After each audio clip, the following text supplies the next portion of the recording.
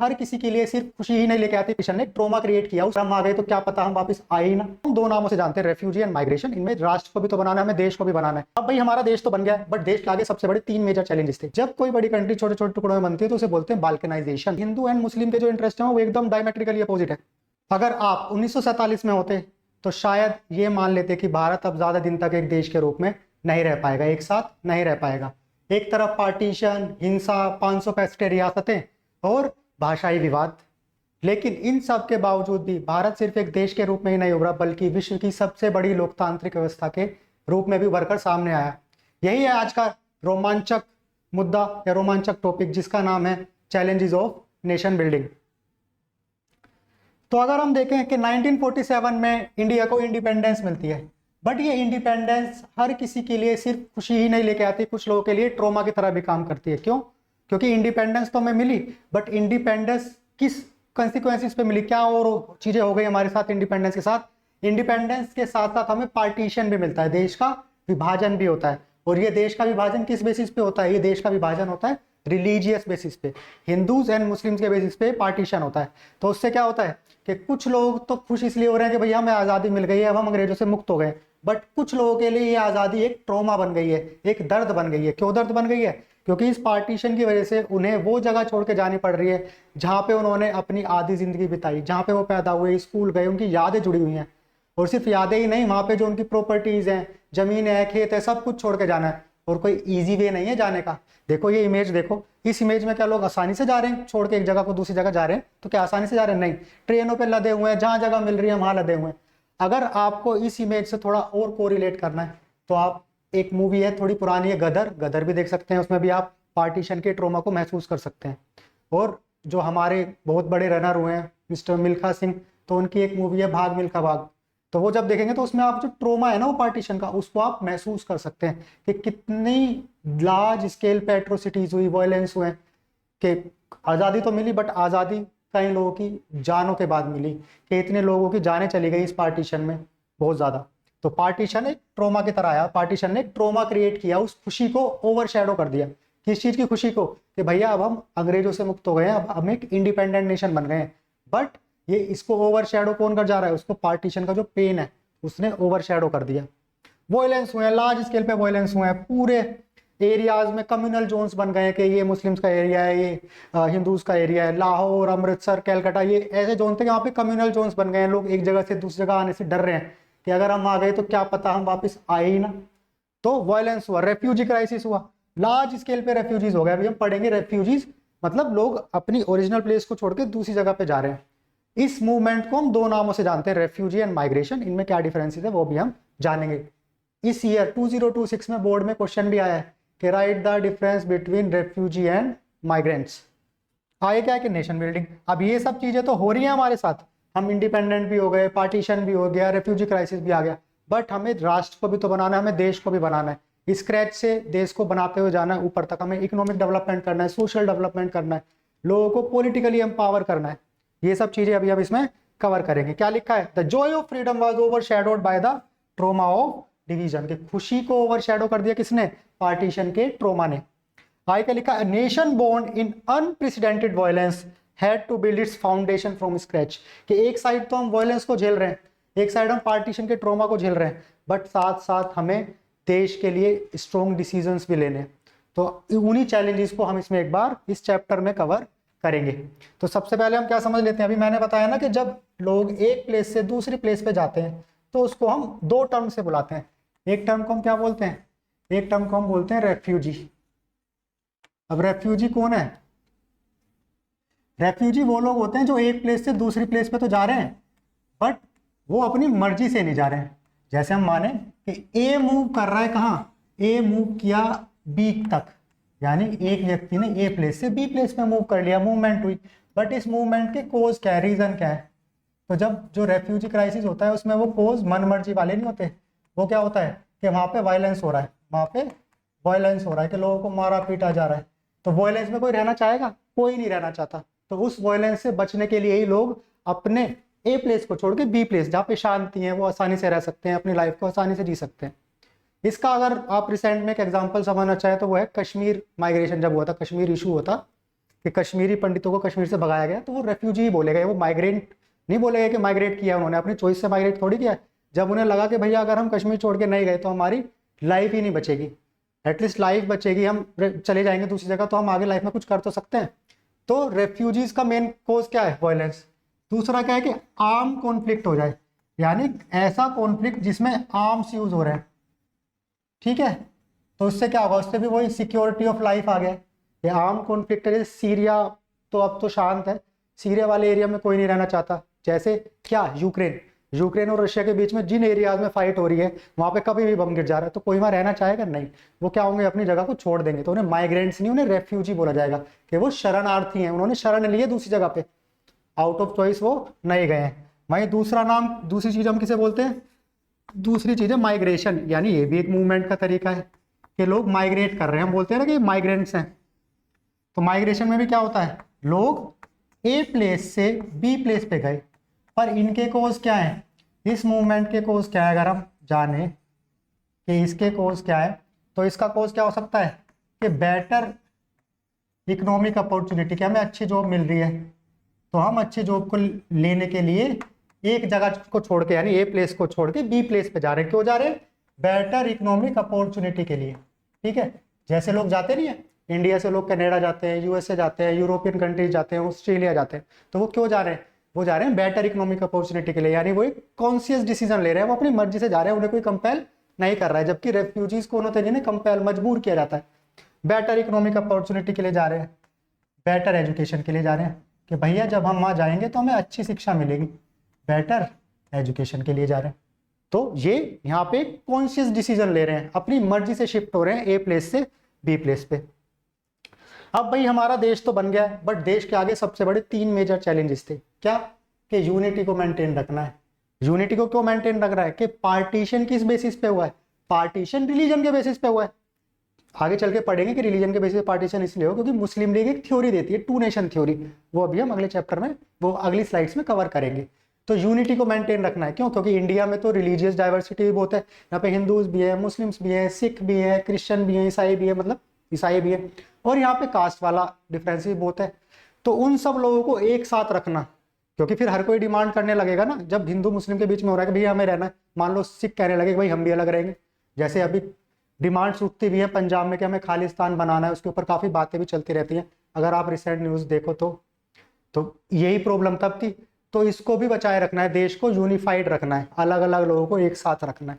और लोगों के साथ रखते रखते क्या है? इंटीग्रेशन, यानी जो टेरिटोरियल इंटीग्रिटी है। टेरिटोरियल इंटीग्रिटी मतलब जैसे इंडिया तो काफ़ी बड़ा था, उसमें से अब पाकिस्तान अलग हो गया, बांग्लादेश भी अलग हो गया। अगर ऐसी ही डिमांड और कोई लोग उठाने लगे, अभी हमें पढ़ेंगे आगे कि प्रिंसली स्टेट्स अगर वो डिमांड करने लगे, तो फिर तो भारत तो छोटे छोटे टुकड़ों में बढ़ जाएगा। जब कोई बड़ी कंट्री छोटे छोटे टुकड़ों में बनती है तो उसे बोलते हैं बाल्कनाइजेशन। तो इस फियर को भी ओवरकम करना है। तो सबसे बड़ा चैलेंज क्या है? Unity and integration. दूसरा चैलेंज क्या है? एस्टैब्लिश डेमोक्रेसी, यानी जब हम इंडिपेंडेंट हो जाएंगे, जब हम आजाद हो जाएंगे, तो हमें एक ऐसा पॉलिटिकल सिस्टम बनाना है जिसमें लोगों का पार्टिसिपेशन हो, ठीक है। ऐसा ना हो कि जैसे ब्रिटिश एम्पायर तक के लोग अपनी मर्जी से ही चीजों को कर रहे, नहीं। तो हमें डेमोक्रेसी एस्टैब्लिश करनी है। किस तरह की? हमने डेमोक्रेसी एस्टैब्लिश करी, रिप्रेजेंटेटिव डेमोक्रेसी। रिप्रेजेंटेटिव डेमोक्रेसी, इसको जब हम बाकी चैप्टर्स करेंगे तो इसको डिटेल में समझेंगे कि रिप्रेजेंटेटिव डेमोक्रेसी क्या होती है। रिप्रेजेंटेटिव डेमोक्रेसी, इसमें हमारे कुछ चैलेंजेस भी थे। क्या चैलेंजेस थे? कि इलिटरेट लोग हैं, बहुत ज़्यादा लोग हैं, हमारे पास उतनी मशीनरी नहीं है कि इतने सारे लोगों से हम कैसे वोटिंग कराएं, कैसे उनको समझदार बनाएं। तो ये भी एक चैलेंज था। दूसरा क्या है? Development and welfare.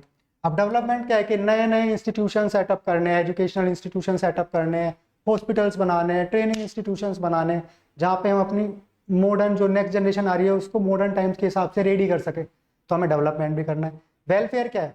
कि हमारी सोसाइटी में कुछ लोग ऐसे भी तो हैं बेचारे जिनको ढंग से एजुकेशन, अच्छी एजुकेशन नहीं मिली, तो वो खुद से बेसिक कम्युनिटी की चीज़ें भी सपोर्ट नहीं कर पा रहे। तो पर है तो हमारे देश के नागरिक ही ना, हम उन्हें भगा थोड़ी सकते हैं कि भाई भाग जाओ, आप ये नहीं कर पा रहे तो नहीं। तो सरकार को उनका वेलफेयर भी करना है, यानी उनको बेसिक नीड की चीज़ें भी प्रोवाइड करनी है। तो 3 मेजर चैलेंजेस क्या थे? Unity and integration, establishment of democracy and development and welfare. तो इन सब चीज़ों को, इन तीनों चीज़ों को नाम याद रखना है। इसके लिए हमने एक शॉर्ट फॉर्म भी बनाई, UDD, यानी unity and integration, democracy, development and welfare. अब क्या है, अभी हमने ऊपर पढ़ा ना कि पार्टीशन हो गया, तो पार्टीशन का मेन ओरिजिन कहाँ से होता है? पार्टीशन का मेन ओरिजिन होता है मिस्टर जिना जी। तो ये मुस्लिम लीग के हेड होते हैं, ये एक थ्योरी देते हैं, टू नेशन थ्योरी। तो एक बार टू नेशन थ्योरी समझते हैं, फिर मैप से समझेंगे। तो टू नेशन थ्योरी में सर क्या बोलते हैं? ये देते हैं हमें टू नेशन थ्योरी। अब टू नेशन थ्योरी में बोल रहे हैं कि भैया इंडिया के अंदर क्या है, उस टाइम का जो अनडिवाइडेड इंडिया है उसके अंदर दो कम्युनिटी रहती हैं, एक है हिंदू और एक है मुस्लिम। और ये बोल रहे हैं कि हिंदू एंड मुस्लिम के जो इंटरेस्ट हैं वो एकदम डायमेट्रिकली अपोजिट है। यानी जो हिंदूज के लिए अच्छा है वो मुस्लिम्स के लिए अच्छा नहीं है, और जो मुस्लिम्स के लिए अच्छा है वो हिंदूज के लिए अच्छा नहीं है। और जब उनके जो इंटरेस्ट हैं वो बिल्कुल डायमेट्रिकली अपोजिट है तो वो एक साथ को एग्जिस्ट कैसे करेंगे? तो इनका मेन मोटिव क्या है कि भैया एक अलग कंट्री बनाई जाए, और वो किस बेसिस पे बनाई जाए? रिलीजियस बेसिस पे बनाई जाए, कि पाकिस्तान के लिए अलग कंट्री, हिंदूज के लिए अलग कंट्री। जबकि पंडित जवाहरलाल नेहरू का कहना है कि भैया जो हम इंडिया बनाएंगे हम रिलीजियस लाइन पे नहीं बनाएंगे, हम तो एक सेक्युलर इंडिया बनाएंगे कि वहाँ पे मल्टीपल रिलीजन एक साथ को एग्जिस्ट करेंगे। जबकि जिना जी मुस्लिम लीग क्या कह रहे हैं कि नहीं, हमें एक अलग टेरिटोरियल एंटिटी चाहिए और उस टेरिटोरियल एंटिटी में सिर्फ मुस्लिम्स ही रहेंगे। तो यहाँ से क्या होता है, यहाँ से क्लैश होने स्टार्ट होते हैं। तो टू नेशन थ्योरी क्या है? टू नेशन थ्योरी कहती है कि अनडिवाइडेड इंडिया में, जो अभी डिवाइड नहीं हुआ है, अनडिवाइडेड इंडिया में कौन कौन रह रहा है? अनडिवाइडेड इंडिया में दो कम्युनिटी हैं। एक कम्युनिटी क्या है? एक है हिंदू और एक कौन है? एक है मुस्लिम। और ये क्या बोल रहे हैं कि भैया इनके इंटरेस्ट ही मैच नहीं हो रहे, इनके इंटरेस्ट तो ऐसे हैं कि जो हिंदूज के लिए अच्छा है वो मुस्लिम के लिए अच्छा नहीं है, और जो मुस्लिम के लिए अच्छा है वो हिंदूज के लिए अच्छा नहीं है। उनके इंटरेस्ट बिल्कुल डायमेट्रिकली अपोजिट है। तो इसका सोल्यूशन उन्होंने क्या दिया कि भैया इसका एक यही सोल्यूशन है कि आप हिंदूज के लिए अलग कंट्री बना दो और मुस्लिम्स के लिए एक अलग कंट्री बना दो। तो यहाँ से आती है टू नेशन थ्योरी। अब टू नेशन थ्योरी में जिन्ना जी क्या कह रहे हैं? वही कि हम तो डिमांड कर रहे हैं कि हमारे लिए एक सेपरेट नेशन बनाया जाए, मुस्लिम के लिए एक सेपरेट नेशन बनाया जाए। जबकि पंडित जवाहरलाल नेहरू क्या कह रहे हैं कि नहीं, हम तो एक सेक्युलर कंट्री बनाएंगे जहां पे अलग अलग रीजन एक साथ को एग्जिस्ट कर सकते हैं। ऐसे हमें कोई नीड नहीं है कि हम रिलीजियस बेसिस पे कंट्री बनाएं। अब जिन्ना जी ने बोल तो दिया, मुस्लिम लीग ने डिमांड तो कर ली कि भैया हमें नेशन बनाना है रिलीजियस बेसिस पे, पर अगर हम अनडिवाइडेड इंडिया की बात करें, यहाँ से लेके जो अनडिवाइडेड इंडिया है इसकी बात करें, तो इसमें कोई भी एक सिंगल टेरिटरी ऐसी नहीं थी कि जिसको हम बोलते कि भैया हाँ सारे मुस्लिम इसी एरिया में कंसंट्रेटेड है। वहां पे क्या थे? वहां पे टोटल टू एरियाज निकल के आए, एक वेस्ट में और एक ईस्ट में, कि यहाँ पे कुछ मुस्लिम पॉपुलेशन है और यहाँ पे कुछ मुस्लिम पॉपुलेशन है। अब कोई भी कंट्री ऐसे थोड़ी हो सकती है कि एक कंट्री का एक पार्ट उधर है एक पार्ट उधर है, आपस में उनमें कोई कनेक्शन ही नहीं है, तो इकोनॉमिक सोशल मोबिलिटी कैसे होगी? पर फिर भी डिमांड हुई तो करी, एक बना वेस्ट पाकिस्तान, एक बना ईस्ट पाकिस्तान। आगे चल के यही ईस्ट पाकिस्तान क्या बनेगा? यही ईस्ट पाकिस्तान बनता है बांग्लादेश। ठीक है, इसको हम एक अलग से चैप्टर है उसमें पढ़ेंगे कि 1971 के वॉर के बारे में पढ़ेंगे, उस वॉर के बाद ही बांग्लादेश बनता है। बट इन एरियाज में भी कुछ लोग ऐसे थे जो इस बात से खुश नहीं थे, टू नेशन थ्योरी से खुश नहीं थे। उनका कहना था कि नहीं, रिलीजियस लाइंस पे कोई भी कंट्री का ओरिजिनेशन नहीं होना चाहिए। ऐसे ही एक आदमी थे खान अब्दुल गफ्फार खान, इनको हमने क्या बोला है? फ्रंटियर गांधी। यानी ये इस वाले एरिया में रहते थे। इस फ्रंट का मतलब होता है जहाँ पे दो कंट्रीज की बाउंड्रीज मैच होती हैं, और ये गांधीयन प्रिंसिपल फॉलो करते थे, तो इनको बोला जाता था फ्रंटियर गांधी। बट कौन सुनने वाला है एक जन की बात? क्योंकि भीड़ भी इमोशनली अटैच हो गई ना इस बेसिस पे कि भैया धर्म के आधार पे हम चीजें करेंगे, और फिर वो ये कि भूस के ढेरे में आप तिल्ली डाल दो आग अपने आप लग जाती है। तो लोग भी मुस्लिम लीग की बातें ही सुनने लगे। खान अब्दुल गफ्फार जैसे खान जो लोग थे वो तो लोगों के लिए बेकार हो गए कि भाई क्या बात कर रहे हैं, ऐसा तो पॉसिबल है ही नहीं। ठीक है, अब पार्टीशन तो हो गया, बट पार्टीशन एक ट्रोमा भी क्रिएट करके गया। क्या ट्रोमा किया क्रिएट किया? कि 80 लाख लोग माइग्रेट हुए, अपने ओरिजिनल प्लेस से दूसरी प्लेस पे गए। और ये तो गवर्नमेंट डाटा है, ओरिजिनल डाटा इससे ज़्यादा ही होगा। तो 80 लाख लोगों ने माइग्रेशन किया, और ये माइग्रेशन कोई ईजी नहीं था। कोई बेचारा ट्रेन में चढ़ते हुए मर गया, कोई रास्ते में भूखा प्यासा मर गया। ठीक है, आगे क्या बोल रहे हैं कि 5 से 10 लाखों को मार दिया गया। कहाँ पे? कम्युनल वायलेंस में। ये जो माइग्रेशन के दौरान लोग मरे हैं उनकी काउंटिंग नहीं है इसमें, ये वायलेंस में मरे हैं। और सबसे ज्यादा मरने वाले लोग कौन होते हैं? छोटे बच्चे और फीमेल्स। फीमेल्स तो वैसे भी एक ऐसी एंटिटी है या ऐसा मेंबर बोलो सोसाइटी का, अगर सोसाइटी में कुछ गलत होता है तो सबसे पहला इजी टारगेट, सॉफ्ट टारगेट कौन है? विमेंस ही है।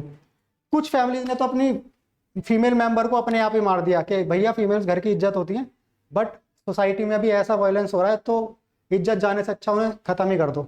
मैंने बोला ना गदर मूवी देखोगे तो ये सिनेरियो आप फील भी कर पाओगे। आए क्या रेफ्यूजी कैंप्स आ गए, जो बेचारे उन एरियाज में बड़े बड़े घरों में रह रहे थे, उनकी जमीनें हुआ करती थी, खेती करते थे, वो फिर कहाँ गए, रेफ्यूजी कैंप में। लाइफ को फिर जीरो से शुरू करना पड़ रहा है बिल्कुल। आए क्या डिवीजन ऑफ हार्ट्स, यानी पार्टीशन से हार्ट्स का डिवीजन तो हुआ ही, लोग रिलीजियस बेसिस पे डिवाइड तो हुए, बट ये डिवीजन ऐसा था कि इसमें भैया चेयर भी डिवाइड हुई हैं कि अगर अनडिवाइडेड इंडिया में 100 चेयर हैं तो 50 पाकिस्तान के पास और 50 इंडिया के पास। यहाँ तक कि पुलिस बैंड का भी ऐसे डिवीजन हुआ, रेलवे की जो चीजें थी उनका भी डिवीजन इसी बेसिस पे होगा, कुछ पाकिस्तान के पास जाएंगे और कुछ इंडिया के पास आएंगे। आगे क्या कि भाई जब पार्टीशन हुआ और ये वायलेंस होने लगे, वायलेंस के ट्रॉमा से सबसे ज्यादा परेशान कौन थे, हमारे गांधी जी। अब गांधी जी ने किसी भी सेलिब्रेशन में, इंडिपेंडेंस के किसी भी सेलिब्रेशन में पार्टिसिपेट नहीं किया और कोलकाता में बैठ जाते हैं धरने पे कि मैं फास्ट पे बैठ जाऊंगा जब तक ये वायलेंस खत्म ना हो। तो राइट्स हो रहे हैं, गांधी जी फास्ट पे बैठ गए, पीस एफर्ट के लिए काम कर रहे हैं और कोशिश कर रहे हैं कि ये जो रिलीजियस हार्मनी है ये दोबारा से एस्टेब्लिश की जा सके, इसको हम रीस्टोर कर दें जिससे लोग फिर से एक साथ को एग्जिस्ट कर सके। और गांधी जी यहाँ पे एक बात ही बोलते हैं कि an eye for an eye make a whole world blind. अगर हम सिर्फ यही बोलने लगे कि वो हमारे लिए दुश्मन है, इन्हें हमें मारा है, तो पहले यही ने मारेंगे फिर यही ने मारेंगे, ऐसे तो ये सर्कल ही चलता रहेगा, कभी खत्म ही नहीं होगा। तो सोसाइटी में पीस कैसे आएगी? तो इसलिए बोलते हैं an eye for an eye make a whole world blind. अगर हम ऐसी फाइट करते हैं तो सारी दुनिया खत्म हो जाएगी, फिर कोई बचेगा ही नहीं, कर लेना फिर क्या करोगे। ये है हमारे सबसे इंपॉर्टेंट मैन। अगर ये ना होते ना तो आज शायद जो भारत का नक्शा हम देखते हैं वो ना देख रहे होते। भारत का नक्शा भी बाल्कनाइज हो गया होता है कि भारत का छोटा सा हिस्सा इधर है, हैदराबाद एक अलग देश है, कश्मीर एक अलग देश बन गया है, जूनागढ़ एक अलग देश बन गया है, तो यही देख रहे होते हैं। इनका नाम अगर हम बोले तो इनका नाम है सरदार पटेल। अभी ये भी जानेंगे इनका नाम तो वल्लभ भाई पटेल था, तो सरदार कैसे लग गया आगे, अगर हम जाने तो इनको हम बोलते हैं सरदार पटेल, या इनको हम आयरन मैन ऑफ इंडिया भी बोलते हैं। इनका एक स्टैचू भी है, अगर आप कभी जाएं नर्मदा रिवर पे इनका एक स्टैचू भी है। तो अगर हम इनके इम्पोर्टेंट उसकी बात करें, जो इन्होंने स्टार्टिंग इनिशियल टाइम में अपने लाइफ के इनिशियल फेज में जो इन्होंने मूवमेंट्स करे, तो ये सबसे इंपॉर्टेंट मूव करते हैं पहले खेड़ा सत्याग्रह। खेड़ा सत्याग्रह कब करते हैं? 1918 में। इसके बाद ये क्या करते हैं? बारदोली सत्याग्रह। और यही वो सत्याग्रह है जहां से इनका नाम के आगे क्या लग जाता है? सरदार। सरदार का मतलब क्या होता है? सरदार का मतलब होता है एक लीडर जो लीड करे, एक सोसाइटी को लीड करे। तो इसी बारदोली सत्याग्रह के बाद इनके नाम के आगे क्या लग जाता है? इनके नाम के आगे लग जाता है सरदार। तब से ही लोग इन्हें किस नाम से जाते हैं? सरदार वल्लभ भाई पटेल।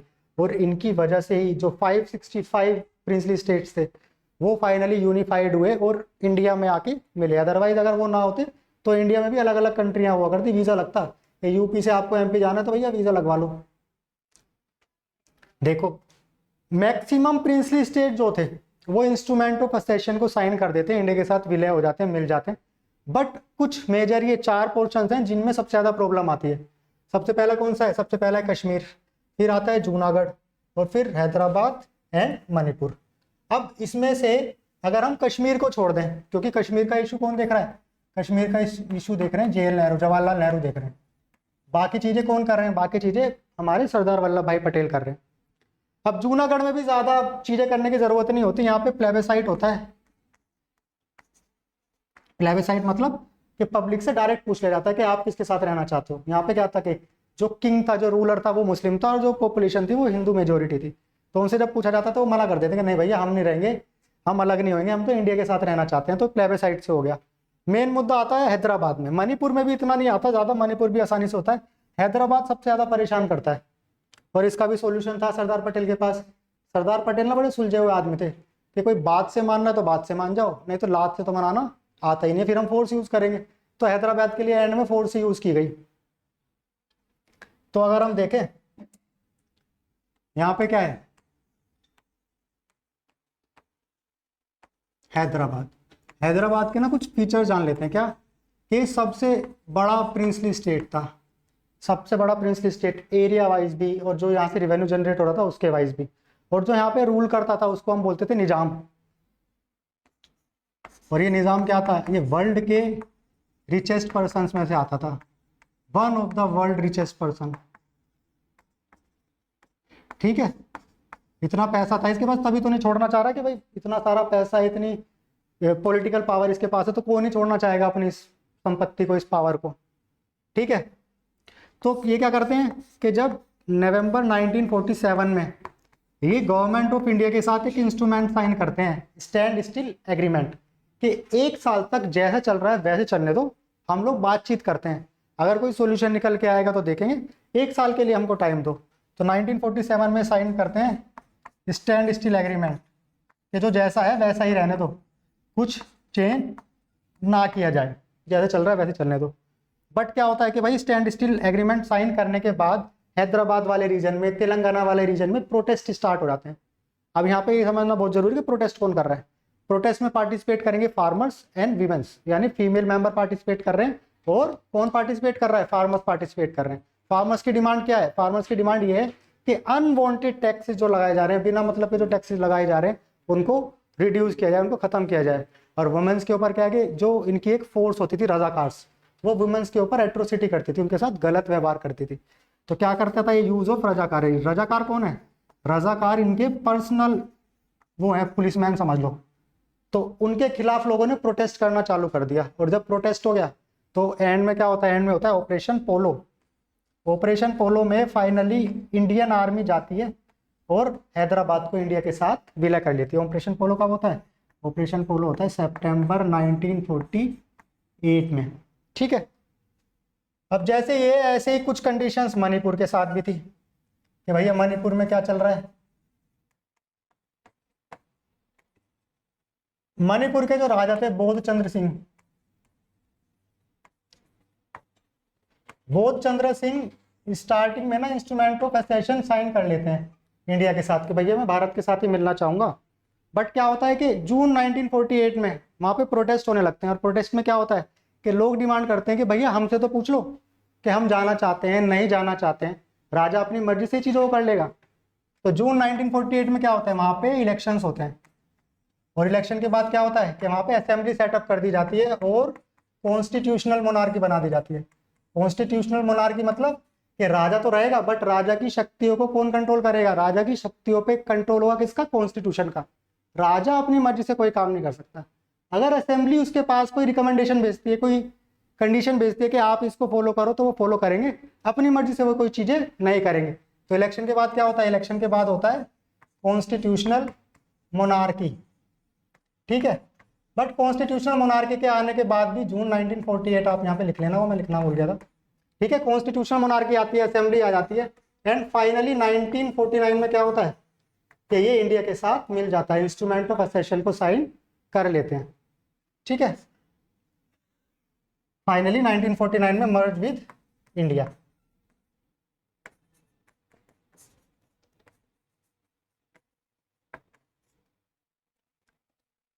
ये क्या है, जैसे हमने अभी ऊपर पढ़ा था टू नेशन थ्योरी में, मिस्टर जिन्ना बोल रहे हैं कि भैया हम तो अब एक कंट्री बनाएंगे, एक नेशन बनाएंगे, किस बेसिस पे, रिलीजन के बेसिस पे। जबकि नेहरू क्या कह रहे हैं, नेहरू बोल रहे हैं कि भैया हम तो एक सेक्युलर कंट्री बनाएंगे, एक ऐसी कंट्री जहाँ पे मल्टीपल रिलीजन सेम टाइम पे को एग्जिस्ट कर सकते हैं, हम किसी एक सिंगल रिलीजन को प्रायोरिटी बेसिस पे नहीं रखेंगे। तो इन्होंने बोला कि भैया हम तो सेक्युलरिज्म को फॉलो करेंगे, हम डेमोक्रेसी को फॉलो करेंगे, हम ऐसे नहीं कि मन मर्जी से मेरे पास पावर है तो हमेशा मैं ही पावर में रहूँ, नहीं, हम इलेक्शंस कराएंगे, रिप्रेजेंटेटिव फॉर्म ऑफ डेमोक्रेसी को हम रखेंगे, हम इक्वालिटी करेंगे, हम कोई डिस्क्रिमिनेशन नहीं करेंगे, ना हम रिलीजियस के बेसिस पे कोई डिस्क्रिमिनेशन करेंगे, ना हम कास्ट के बेसिस पे कोई डिस्क्रिमिनेशन करेंगे। आगे क्या है कि हमें इकोनॉमिक डेवलपमेंट भी करना है। जब इंडिया इंडिपेंडेंट हुआ तो उसमें बहुत सारी सोसाइटी में बहुत सारे लोग ऐसे थे कि जिनके पास बहुत ज़्यादा वेल्थ है, बट बहुत सारे लोग ऐसे भी थे कि जिनके पास बेसिक कम्युनिटी की भी चीज़ें नहीं है। तो इन्होंने क्या बोला कि हमको इकोनॉमिक डेवलपमेंट भी फास्ट पेस पे करना है, और जैसे सेक्युलरिज्म के कॉन्सेप्ट में इन्होंने बोला कि मल्टीपल रिलीजन मल्टीपल कास्ट एक साथ को एग्जिस्ट करेंगे, तो इन्होंने इसको वीक पॉइंट ना मान के अपना एक स्ट्रॉन्ग पॉइंट बना दिया। और उन्होंने क्या बोला कि इसको हम बोलेंगे यूनिटी इन डाइवर्सिटी। हम अलग हो सकते हैं, हम भाषा में अलग हो सकते हैं, हम धर्म में अलग हो सकते हैं, हम कास्ट में अलग हो सकते हैं, बट इन सब डिफरेंसेस के बावजूद भी हम क्या करेंगे, हम एक साथ को एग्जिस्ट करेंगे। नेक्स्ट क्या है, लिंग्विस्टिक बेसिस पे स्टेट्स का रीऑर्गेनाइजेशन। जब हम इंडिपेंडेंस मूवमेंट में थे, हम आज़ादी के लिए लड़ाइयाँ लड़ रहे थे, तो स्टार्टिंग में बोला गया कि अगर हम बात करें 1920 में होता है नागपुर सेशन। तो नागपुर सेशन में बोला जाता है कि जब हम आज़ाद हो जाएंगे तो हम क्या करेंगे, हम भाषा के आधार पे अपने स्टेट्स की बाउंड्री को रीड्रॉ करेंगे, ठीक है। बट जब हमें आज़ादी मिल जाती है तो आज़ादी के साथ साथ एक गिफ्ट हो रहा है हमारे लिए, वो होता है पार्टीशन। तो पार्टीशन का ट्रॉमा देखते हुए कुछ टाइम के लिए हमारे पॉलिटिशियन लिंग्विस्टिक बेसिस को डिनाई करते हैं कि अभी नहीं करेंगे हम। तो नागपुर सेशन में क्या करती है कांग्रेस कि अपनी प्रोविंशियल कमेटीज़ को, कांग्रेस क्या करती है अपनी प्रोविंशियल कमेटीज़ को किस बेसिस पे वो करती है, वो प्रोविंशियल कमेटीज़ को डिवाइड करती है लिंग्विस्टिक बेसिस पे। और इसी प्रिंसिपल को 1928 में नेहरू रिपोर्ट में भी रिट्रिएट किया जाता है, ना रिपीट किया जाता है कि जब हम इंडिपेंडेंट हो जाएंगे, जब हम आज़ाद हो जाएंगे तो क्या करेंगे, हम फिर से भाषा के आधार पे ही स्टेट्स का रीऑर्गेनाइजेशन करेंगे। बट जब हम आज़ाद हुए तो आज़ाद होने के बाद दो कमीशन बनाए गए, एक बनाया गया 1948 में, एक बनाया गया 1949 में। 1948 में जो कमीशन बना उसको हमने बोला धर कमीशन, और 1949 में जो बना उसको हमने बोला जेवीपी कमीशन। अब इन दोनों कमीशंस ने क्या बोला कि भैया पार्टीशन के बाद अगर हम ये जोखिम उठाते हैं कि हम भाषा के आधार पर स्टेट्स की बाउंड्री को रीड्रॉ करें तो शायद उसके कंसिक्वेंस क्या हो सकते हैं, उसके कंसिक्वेंस ये हो सकते हैं कि आगे और ज़्यादा कंट्री में डिविजन्स हो जाएं, ठीक है। तो उस डिवीजन से बचने के लिए स्टार्टिंग में तो चीज़ों को डिनाई किया गया कि नहीं भाई हम भाषा को चूज़ नहीं कर रहे, बट आगे चल के बाद में मूवमेंट्स होते हैं, आंध्रा मूवमेंट्स होते हैं, और उन मूवमेंट्स के उस पर देखो यहाँ लिखा है ना 56 डे का फास्ट करते हैं कौन, श्री रामा पोटीमल्ली। तो इनके प्रोटेस्ट के बाद फाइनली क्या होता है कि आंध्र प्रदेश को लिंग्विस्टिक क्राइटेरिया के बेसिस पे एक अलग स्टेट बनाया जाता है। और फिर जब आंध्र प्रदेश बन जाता है तो बाकी स्टेट्स में डिमांड करते हैं, और उसके सॉल्यूशन में नेहरू जी क्या करते हैं, उसके सॉल्यूशन में Nehru ji state reorganisation commission establish करते हैं एंड 1956 में स्टेट रीऑर्गेनाइजेशन एक्ट को पास करते हैं, जिसके बाद लिंग्विस्टिक बेसिस पे बहुत सारे स्टेट बनाए जाते हैं, जैसे कि पंजाब हो गया, उसको भी तभी बनाया जाता है। तो ये हमने सारे चैलेंजेस पढ़ लिए हैं, पार्टीशन के कॉजेज भी पढ़े, हमने उनके ट्रॉमा भी देखे और अपने लीडर्स की थ्योरी भी देखी कि इन सारे चैलेंजेस को हम कैसे ओवरकम करने वाले हैं। तो थैंक यू दोस्तों, आप इसको रिवाइज करते रहिए।